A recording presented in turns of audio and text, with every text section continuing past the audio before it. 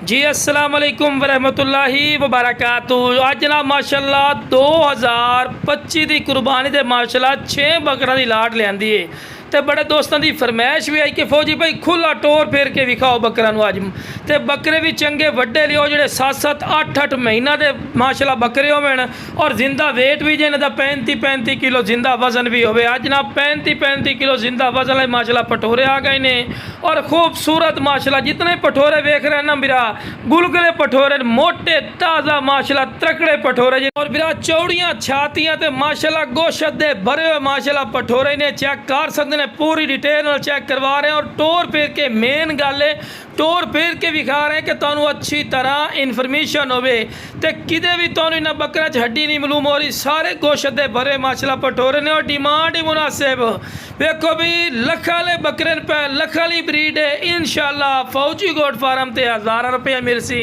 देखो मेरा सोना बिरा इन्हों अगर अच्छी पलाई करसो अच्छी खुराक देसो तो इंशाअल्लाह एक एक बकरा 1.5 2-2 लाख रुपये का बनने वाला है माशाअल्लाह पठोरा। देखो जी मेन गल होंदी है मोटे हड पैर होवन गर्दना मोटियां ते लंबियां होवन माशाअल्लाह जी सामत अच्छी वेला अच्छी होवन कोई ऐसा पॉइंट नहीं जो मेरा घट। वेखो ना जी मैं हुण जितनी तरीफा करना फायदा कोई नहीं चीज़ तुहाडी अक्खां दे सामने कि मेरा चारा खावन दे शदादे ही ने जिमें खुराक दे सुना इंशाअल्लाह उवें खुराक खाओ ते प्यासे बकरे ने माशाअल्लाह। और तुसी अगर वंडा खवाईसो इंशाअल्लाह वंडे ते लगे हुए ने और दूए नंबर ते खाल चोकर ते लगे हुए ने जो चीज़ खवाईसो इंशाअल्लाह खाओ वो तुहानू सेहत तो ही मालूम हो रही है।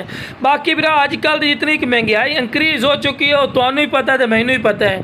इहो जे पठोरे अगर तू हुण मंडी दे विच चले जाओ ना जिहड़ा मेरा आखे ना भी पता नहीं मंडी चले जाए तो नाल दा पठोरा एक पठोरा तैनू 60-60 हज़ार रुपये तो घट गल नहीं सुननी।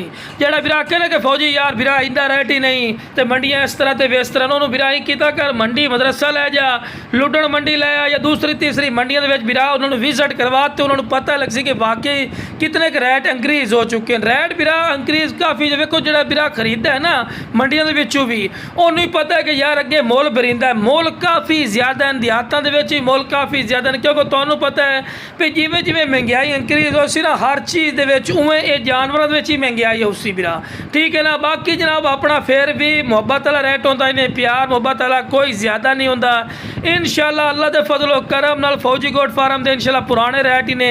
बाकी बिरा मेरे को कोई आमना चाहे जनाब 6 दे 6 बकरे लवन वास्ते मेरी लोकेशन मेरी लुडन शहर ही ने ज़िला बिहाड़ी है लुडन मेन अड्डे ते UBL बैंक और PFSO पंप के सामने सोहनी गल है बिरा मेरे को तो तोड़ आओ।